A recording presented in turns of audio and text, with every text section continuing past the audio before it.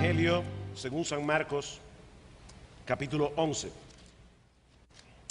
Este es un pasaje en el que nos encontramos con un cuadro de Jesús muy diferente al que la mayoría de las personas tienen de él.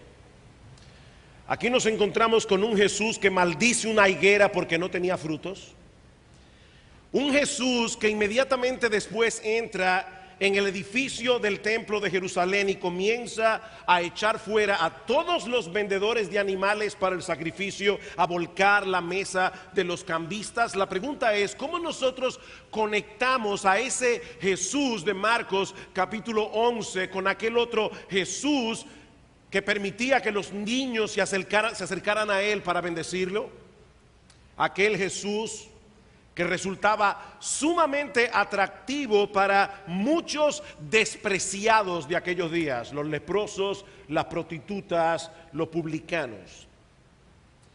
La verdad es, mis amados hermanos, amigos que están aquí en esta mañana, la verdad es que mientras más de cerca miramos este texto, más cuenta nos damos que la actuación de Jesús en aquel día era perfectamente consistente con lo que leemos de él en el resto de los evangelios. Y lo que es todavía más crucial, también nos damos cuenta que este pasaje contiene enseñanzas más profundas que las que se ven a simple vista.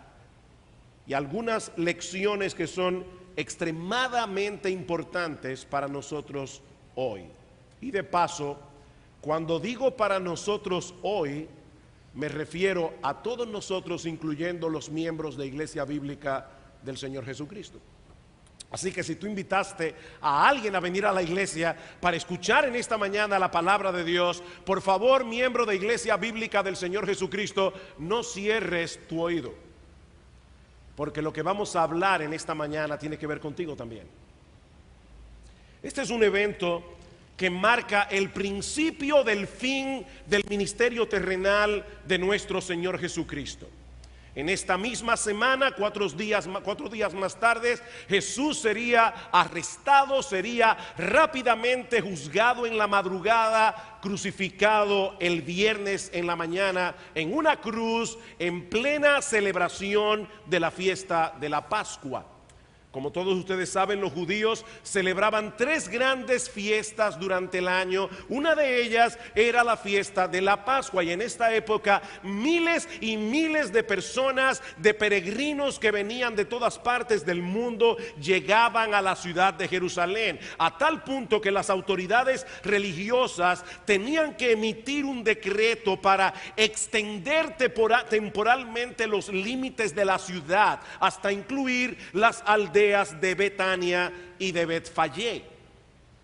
El relato comienza con la famosa entrada triunfal de Jesús en Jerusalén, el conocido Domingo de Ramos. Eso nos narra Marcos en los versículos 1 al 11.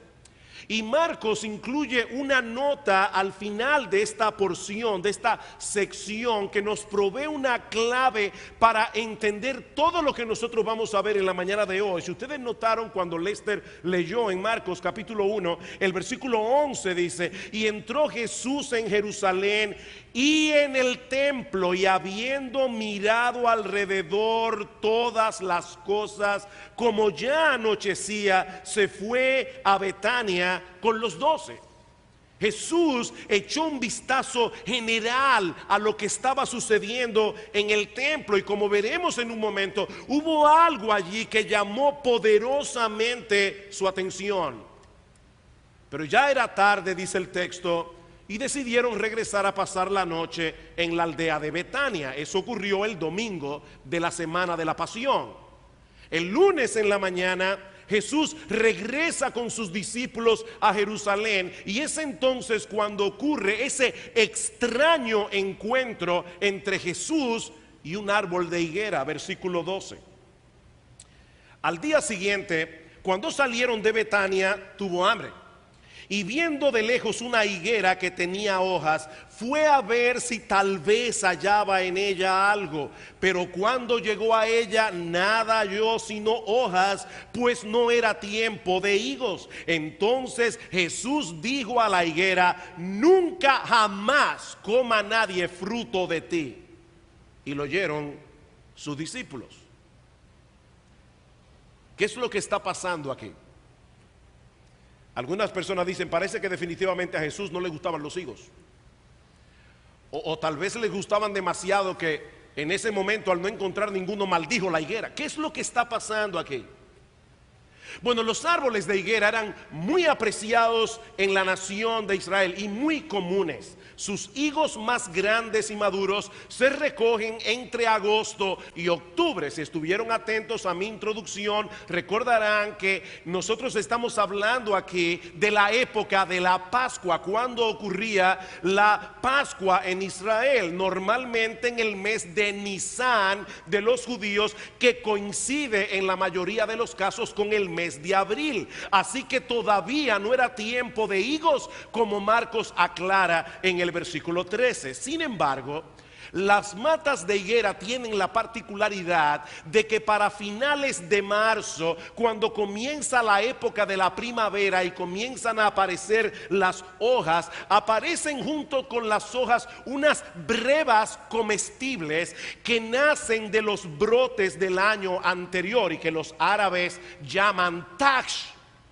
Cuando una higuera tenía muchas hojas, pero no se encontraba en ella ninguna de esas brevas o tags, era indicativo de que esa higuera seguramente iba a ser estéril durante la estación de higos de ese año.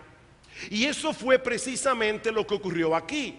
Jesús y los discípulos salieron de Betania, probablemente el lunes temprano en la mañana, no habían desayunado, y ven en la distancia esta mata de higuera llena de hojas, lo que les hace pensar que seguramente encontrarán en ella algunas brevas para comer. Pero al llegar a la higuera se dan cuenta que era puro follaje sin frutos. En otras palabras, este árbol prometía mucho, pero en realidad no tenía nada que ofrecer. La fachada se veía muy bien, pero era completamente estéril. Y en ese momento el Señor Jesucristo decide convertir este árbol de higuera en un objeto de enseñanza para sus discípulos, que seguramente estaban bien familiarizados con el simbolismo de la higuera en las escrituras del Nuevo Testamento. Si nosotros leemos con atención el Antiguo Testamento, veremos que la higuera es usada allí como una figura de la relación de Dios con su pueblo. Por ejemplo, en el capítulo 8 del libro de Deuteronomio, Dios está describiendo al pueblo de Israel que va por el desierto camino a la tierra prometida, esa tierra que ellos habrían de heredar. Y una de las cosas que Dios les dice en el versículo 7 es que la tierra de Canaán era tierra de arroyos, tierra de fuentes y de manantiales, tierra de trigo, de cebada, de vides, de higueras y de granados. De higueras y de granados. Los judíos asociaban la higuera con la bendición de Dios. Pero de la misma manera, ellos asociaban una higuera sin fruto con el juicio divino. Hablando, por ejemplo, del castigo que vendría sobre la nación de Israel por causa de sus pecados, Dios les dice en Jeremías capítulo 8, versículo 13, que sus vides quedarían sin uvas y sus higueras sin hojas y sin frutos. Eso es una figura del juicio de Dios, una figura que el mismo Señor Jesucristo usó en Lucas capítulo 13. Si son tan amables, por favor, Lucas capítulo 13, vamos a leer a partir del versículo 6.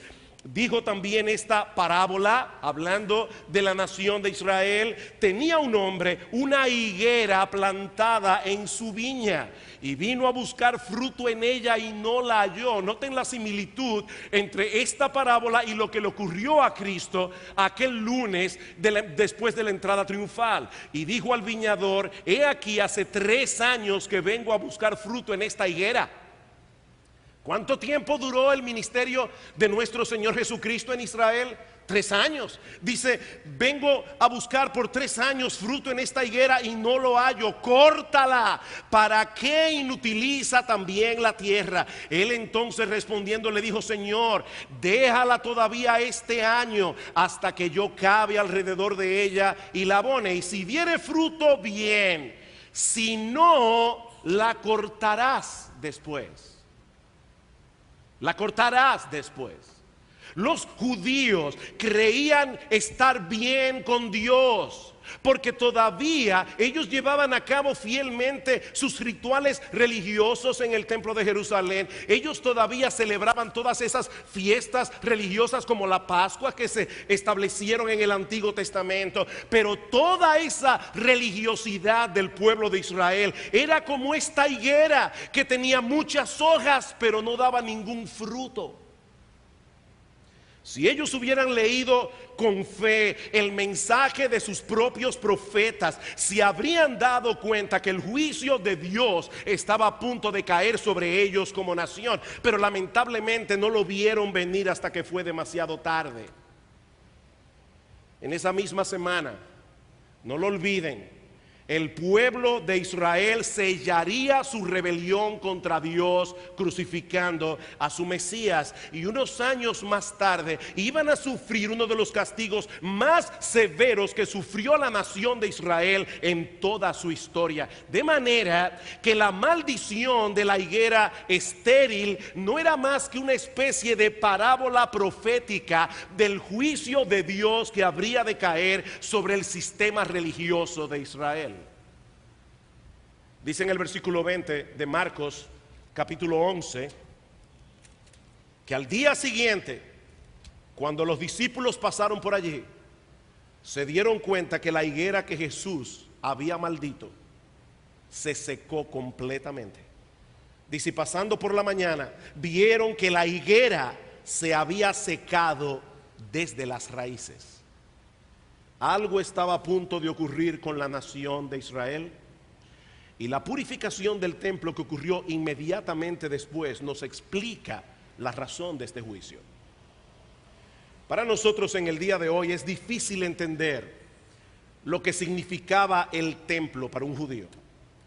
Pero en aquellos días, en los días del Señor, el templo de Jerusalén era el eje alrededor del cual giraba toda la vida nacional del pueblo. Este edificio simbolizaba la presencia de Dios en medio de ellos y era lo que le daba a los israelitas un sentido de pertenencia, un sentido de identidad. Ahora, por encima de todo eso, el templo era el lugar donde los judíos llevaban a cabo aquellos sacrificios instituidos por Dios en la ley de Moisés. Nuestro Dios es un Dios bueno, nuestro Dios es un Dios de amor, pero nuestro Dios es un Dios justo que no puede pasar por alto el pecado del hombre. Y Él en su justicia y en su amor diseñó un plan de redención a través de la encarnación y muerte de su propio Hijo, nuestro Señor Jesucristo. Así que todos esos sacrificios que los judíos llevaban a cabo en el templo anunciaban de antemano la venida del Hijo de Dios y su sacrificio en la cruz del Calvario. Como dijo Juan el Bautista, Él era el Cordero de Dios que quita el pecado del mundo. De manera que la existencia misma del templo era un recordatorio de que nosotros no podemos acercarnos a Dios a menos que alguien pague por nosotros las cuentas que tenemos pendientes con su justicia perfecta por causa de todos nuestros pecados. Esa era la idea que el templo debía transmitir a los judíos. Pero lamentablemente los mismos líderes religiosos de Israel que estaban supuestos a recordar estas verdades fundamentales al pueblo terminaron profanando y corrompiendo este lugar de adoración y de reconciliación. Y yo les pido que hagan un esfuerzo de imaginación en esta mañana para que ustedes puedan ver lo que Jesús probablemente vio en el templo aquel día. Todo el patio exterior del edificio del templo de Jerusalén era conocido como el atrio de los gentiles, el patio de los gentiles, porque era el único lugar permitido para aquellos que no eran judíos. Y allí se habían colocado un montón de puestos de venta de animales para el sacrificio. De más está decir que la mayoría de esos puestos eran propiedad de los sacerdotes. Y aquellos puestos que no eran de los sacerdotes tenían que pagarles un impuesto. Todo eso, además de que los animales que se vendían en el templo, por supuesto, eran más caros que los que se vendían en cualquier otro lugar.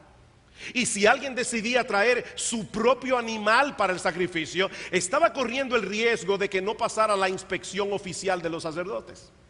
Así que el oferente, que ya había comprado su animal en otro lado, probablemente como quiera tenía que comprar el animal de nuevo en el templo de Jerusalén. Pero el asunto no terminaba ahí.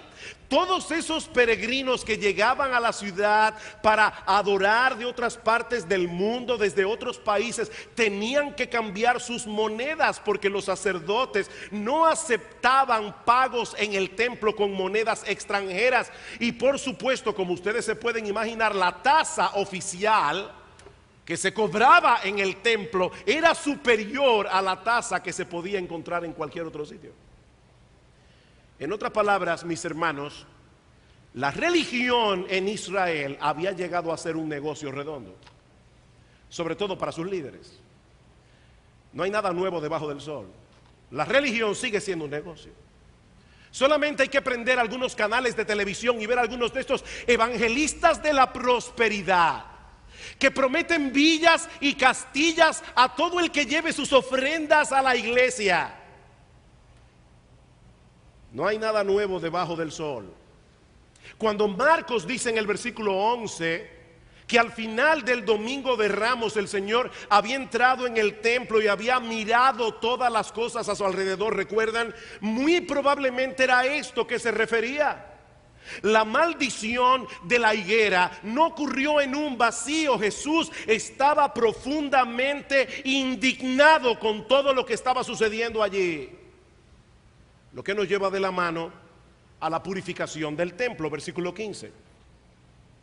Vinieron pues a Jerusalén, y entrando Jesús en el templo comenzó a echar fuera a los que vendían y compraban en el templo, y volcó las mesas de los cambistas y las sillas de los que vendían palomas, y no consentía que nadie atravesase el templo llevando utensilio alguno. El templo parecía en esa época cualquier otra cosa menos un lugar en el que los hombres podían encontrarse con Dios y reconciliarse con Él. Era una plaza de mercado.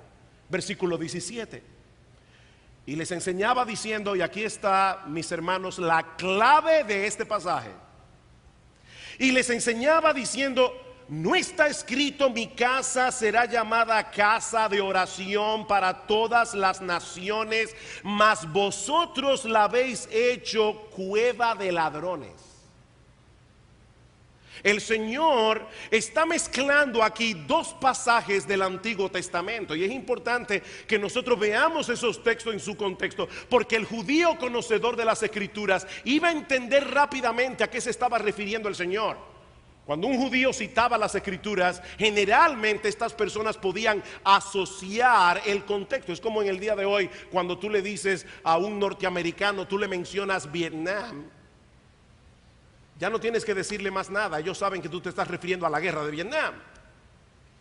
Bueno, cuando se citaba una porción de un pasaje del Antiguo Testamento, el judío promedio, conocedor de las Escrituras, inmediatamente asociaba ese pasaje con todo su contexto. La primera cita se encuentra en Isaías capítulo 56, y allí se anuncia explícitamente que el propósito de Dios con el templo era atraer a personas del mundo entero para que conocieran al Dios vivo y verdadero. Dice en el versículo 6 de Isaías 56, escuchen: y a los hijos de los extranjeros que sigan a Jehová para servirle y que amen el nombre de Jehová para ser sus siervos, yo los llevaré a mi santo monte y los recrearé en mi casa de oración. Sus holocaustos, sus sacrificios serán aceptos sobre mi altar, porque mi casa será llamada casa de oración para todos los pueblos. Para todos los pueblos. Mis hermanos, cuando Dios llamó a Abraham para hacer de él una gran nación, en Génesis capítulo 12, el Señor le expresó claramente que su propósito era bendecir a todas las familias de la tierra. Israel nunca estuvo supuesto a ser una nación exclusivista. Israel estaba supuesto a ser el instrumento a través del cual el nombre de Dios sería dado a conocer a todas las naciones. Pero Israel había perdido de vista por completo su razón de ser, a tal punto que ese patio reservado para los gentiles, ellos lo habían convertido en una plaza de mercado. Ahora, el otro pasaje que usa el Señor aquí se encuentra en el capítulo 7 del profeta Jeremías, y este es más contundente que el anterior. Dice en el versículo 4 de Jeremías capítulo 7: no fiéis, escuchen hermanos y amigos este texto porque es muy importante, no fiéis en palabras de mentira diciendo templo de Jehová, templo de Jehová, templo de Jehová es este. Jeremías está anunciando un mensaje de juicio contra la nación de Israel por causa de sus pecados. Pero ellos pensaban que eran inmunes al castigo de Dios porque contaban con la bendición de tener el templo en medio de ellos. En otras palabras, el templo se había convertido para ellos en una especie de talismán que los protegía del castigo divino. Y ahora escuchen lo que sigue diciendo Dios en el versículo 8. He aquí vosotros confiáis en palabras de mentira que no aprovechan, hurtando, matando, adulterando, jurando en falso e incensando a Baal y andando tras dioses extraños que no conocisteis. Vendréis y os pondréis delante de mí en esta casa sobre la cual es invocado mi nombre, y diréis: librados somos para seguir haciendo todas estas abominaciones. Es cueva de ladrones delante de vuestros ojos esta casa sobre la cual es invocado mi nombre. ¿Se dan cuenta, hermanos, qué es lo que está pasando aquí? El problema no era simplemente que los judíos y sobre todo los líderes religiosos de Israel estaban robándole al pueblo a través del negocio que tenían en el templo. El problema era mucho más profundo. Es que ellos estaban haciendo todo eso, ellos estaban engañando al pueblo, ellos estaban robando, pero se sentían protegidos por estar en el templo. En la ciudad de Jerusalén había muchas cuevas a su alrededor, y los ladrones usaban esas cuevas como escondite para escapar de la justicia. En vez de acudir al templo para arreglar sus cuentas con Dios, para arrepentirse de sus pecados, estos judíos se estaban escudando detrás de sus rituales religiosos para protegerse del castigo de Dios. Se ocultaban detrás de una fachada de religiosidad para seguir viviendo sus vidas como les diera la gana. Ellos habían convertido el templo en una cueva de ladrones. Mi amigo, déjame hacerte una pregunta. ¿Cómo crees que lucen las personas que viven sus vidas de espaldas a Dios? Cuando tú piensas en una persona que vive su vida de espaldas a Dios, ¿qué tipo de personas tú tienes en mente? ¿Tú piensas que todas ellas son ateas o abiertamente inmorales? Porque según este pasaje, eso no es así. Mucha gente religiosa y de paso mucha gente evangélica y tal vez algunos miembros de Iglesia Bíblica del Señor Jesucristo se encuentran tan lejos de Dios como el más depravado de los hombres. Escuchen, mis hermanos, esta advertencia del Señor Jesucristo en Mateo capítulo 7. No todo el que me dice Señor, Señor entrará en el reino de los cielos, sino el que hace la voluntad de mi Padre que está en los cielos. Muchos me dirán en aquel día: Señor, Señor, ¿no profetizamos en tu nombre? Y en tu nombre echamos fuera demonios, y en tu nombre hicimos muchos milagros. Y entonces les declararé: nunca os conocí, apartaos de mí, hacedores de maldad. Mis hermanos, este pasaje es sencillamente aterrador. El Señor está diciendo aquí que en el día del juicio muchos llegarán engañados creyendo que son lo que no son. Por eso yo he titulado este mensaje: la maldición de una religión sin fruto. Muchos llegarán en aquel día creyendo que son lo que no son. Personas que tienen un follaje hermoso como la higuera que Jesús maldijo. Muchas hojas, pero ningún fruto. Hablando en lenguaje contemporáneo, lo que estamos contemplando aquí es una persona que profesa ser cristiana, una persona que tal vez visita regularmente una iglesia, lee su Biblia regularmente, ora antes de la comida, tiene un lenguaje muy piadoso, pero no vemos en su vida los frutos de la verdadera fe y del verdadero arrepentimiento. Muchas hojas, ningún fruto. De lejos se ve muy bien, pero no pasará la inspección de Jesús en aquel día. Mi amigo, la Biblia enseña que la salvación es por gracia. La salvación es un regalo de Dios. La salvación es únicamente por medio de la fe, no es por obras para que nadie se gloríe, dice en Efesios capítulo 2 versículos 8 al 9. La salvación es un regalo de Dios que se recibe únicamente descansando en Cristo y en su obra redentora. Pero mi amigo, todo aquel que realmente cree y realmente se arrepiente, manifiesta a través de sus frutos la realidad de su fe y de su arrepentimiento. Es una persona que tiene interés en obedecer a Cristo, no perfectamente, pero sí genuinamente. Es una persona que toma en serio su palabra. Mis hermanos, creer en Cristo es creer en Cristo. Creer en Cristo es no creer en ti cuando tú tienes una opinión y Cristo tiene otra. Creer en Cristo es creerle a Él, no creerte a ti, no llevarte de los dictados de tu propio corazón. Ese es el fruto de la verdadera fe. Es una persona que sabe perdonar como fue perdonado. La Biblia enseña claramente que una persona que no sabe perdonar, no importa que tenga 30 años en una iglesia evangélica, va camino al infierno. No conoce la gracia de Dios.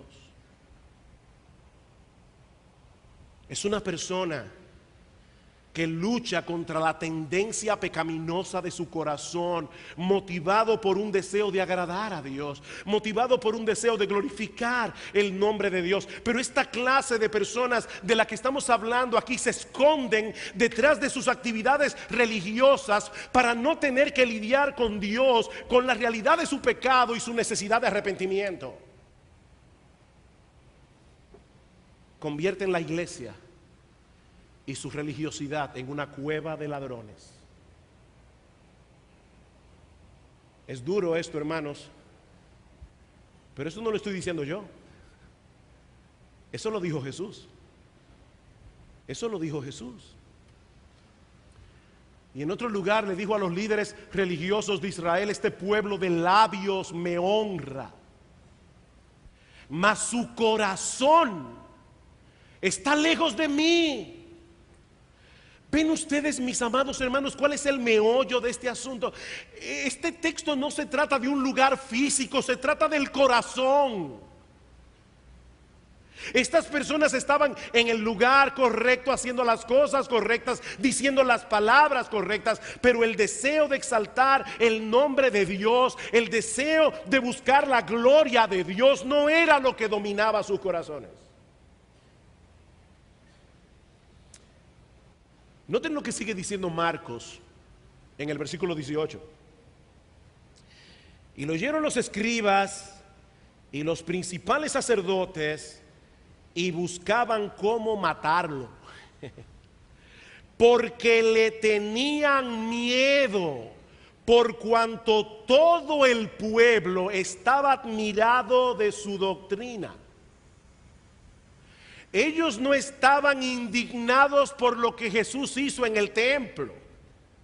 Ellos no estaban indignados porque veían a Jesús como un blasfemo. Ni siquiera manifiestan desacuerdo con la teología de Jesús o con la forma como Jesús interpretó ese pasaje de Isaías o ese pasaje de Jeremías. No, la razón por la que querían matar a Jesús era el temor de que las multitudes se fueran detrás de él y ellos perdieran su posición de prestigio, ellos perdieran su poder, su autoridad y por supuesto comenzaran a perder clientes.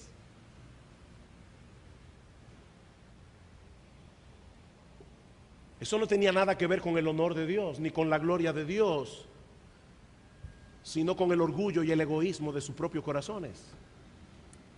Como dice alguien, estos líderes religiosos llegaron a pensar, si Cristo gana, nosotros perdemos. Si Cristo pierde, nosotros ganamos.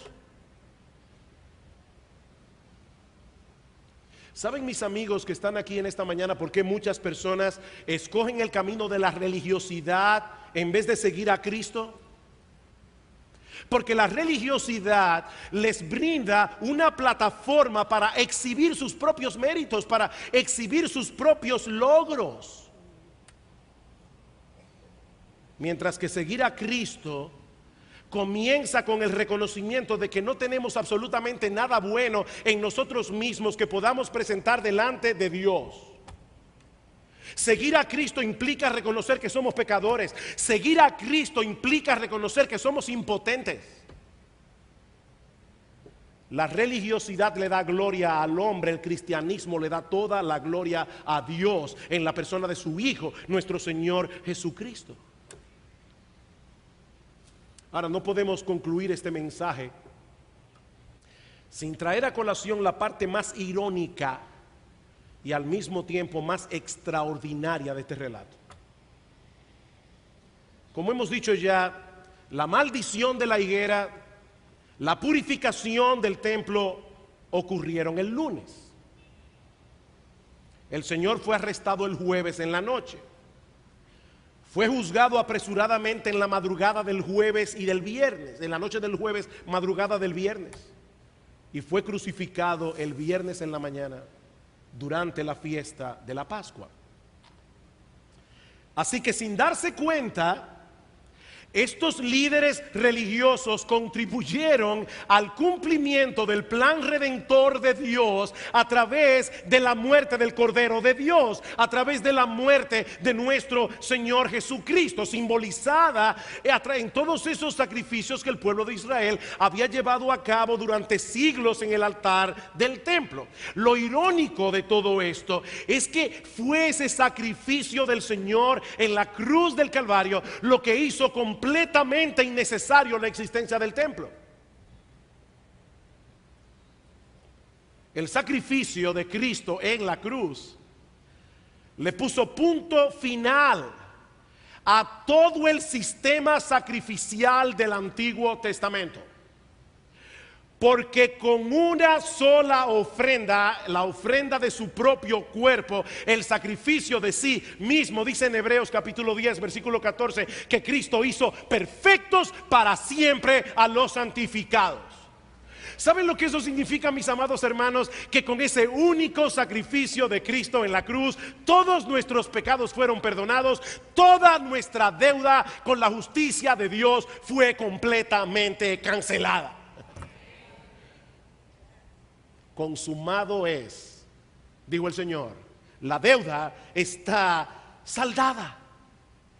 La higuera que Cristo maldijo en aquel día, dice en el versículo 20, se secó desde las raíces. Y lo mismo ocurrió con ese sistema religioso que esta higuera simbolizaba. Unas décadas más tarde, en el año 70 de nuestra era, el templo de Jerusalén fue completamente destruido para no volver a ser reedificado nunca más, tal como fue profetizado por el mismo Jesús en Mateo 24:2.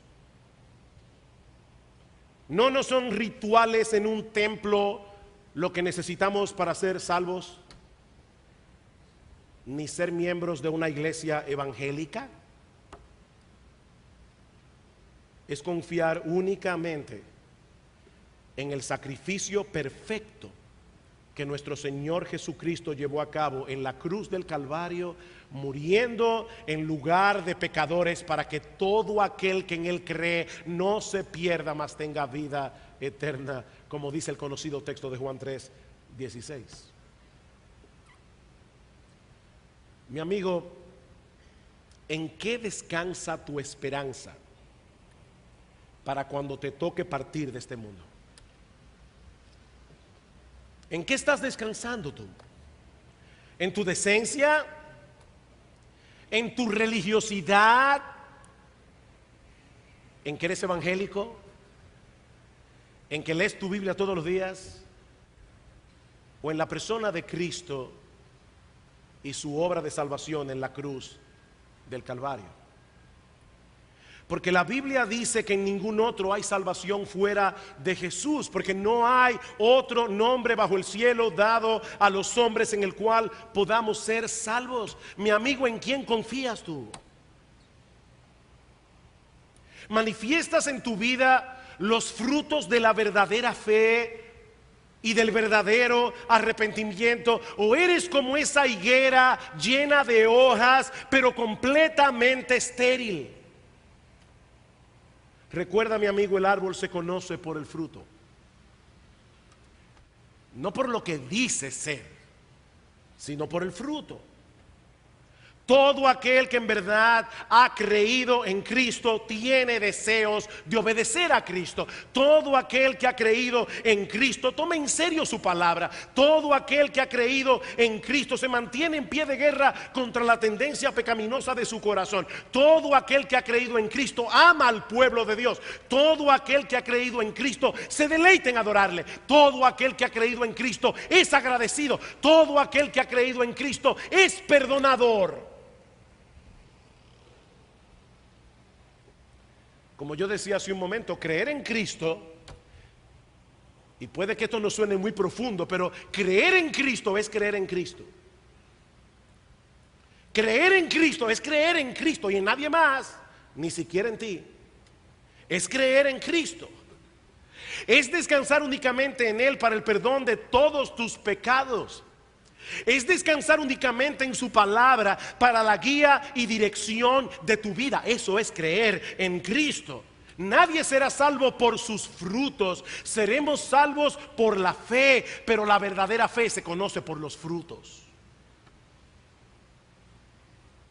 No todo el que me dice Señor, Señor entrará en el reino de los cielos, sino el que hace la voluntad de mi Padre que está en los cielos. Es mi oración que el Señor bendiga abundantemente su palabra en este día, de tal manera que cada uno de nosotros pueda evaluarse objetivamente y todos podamos estar seguros de que hemos venido a refugiarnos en la gracia de Dios en Cristo para obtener gratuitamente el perdón de todos nuestros pecados y el don de la vida eterna. Mi amigo, las puertas de la salvación están abiertas de par en par delante de ti, si confías únicamente en Cristo para el perdón de todos tus pecados. Si descansas únicamente en Cristo para que Él gobierne tu vida, para que Él sea tu Salvador y para que sea tu Señor. Oh, que el Espíritu Santo bendiga abundantemente su palabra.